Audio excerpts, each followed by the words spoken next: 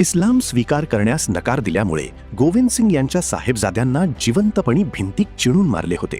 ही घटना सर्वश्रुत आहे, परंतु त्यांच्या हौतात्म्याचा बदला घेण्यासाठी गुरु गोविंद सिंगजींनी लढलेल्या त्या लढ्याची कथा प्रत्येक भारतीयाला माहीत असायलाच हवी। 18व्या शतकाच्या सुरुवातीचा तो काळ भारतीय इतिहासातील अत्यंत वेदनादायक आणि निर्णायक टप्पा होता। याच काळात साहिबजादा जोरावर सिंग आणि साहिबजादा फतेह सिंग या लहान साहिबजाद्यांना सरहिंदच्या मुघल सुभेदार वजीर खान यांच्या आदेशाने कडाक्याच्या थंडीत जिवंत भिंतीत चिणून मारण्यात आले, कारण त्यांनी इस्लाम स्वीकारण्यास ठाम नकार दिला होता।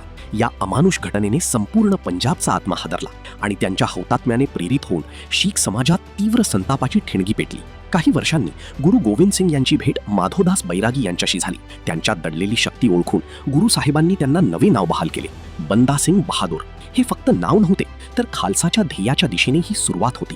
गुरु साहिबांनी त्यांना खालसाचे निशाण दिले, तसेच शिखांना एकत्र आणणारे पत्रही दिले। यानंतर बंदा सिंग बहादूर सरहिंदकडे निघाले, जिथे साहिबजाद्यांनी बलिदान दिले होते।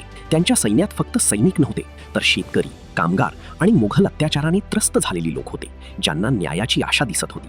समाना आणि सधौरा जिंकल्यानंतर पंजाबमधील अन्यायाच्या साखळ्यात तुटू लागल्या, पण खरे लक्ष अजूनही सरहिंदच होते। मे 1710 मोहालीजवळील चप्पडचिडीच्या मैदानात निर्णायक युद्ध झाले। मुघल सैन्य संख्या आणि शस्त्रास्त्रांमध्ये प्रबळ होते, पण खालसाचे सैन्य अदम्य धैर्य आणि श्रद्धेने एकवटलेले होते।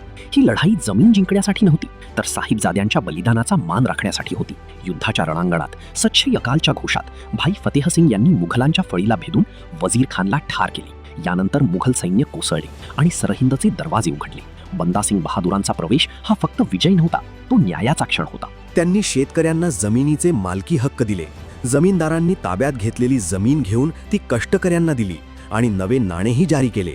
हीच होती शीख स्वातंत्र्याची आणि पहिल्या शीख राज्याची सुरुवात। सरहिंदचा विजय, साहेबजाद्यांच्या बलिदानाचा बदला आणि पंजाबच्या स्वातंत्र्याची पहाट, ह्यातूनच पुढे महाराजा रणजीत सिंग यांच्या शीख साम्राज्याची सुरुवात झाली।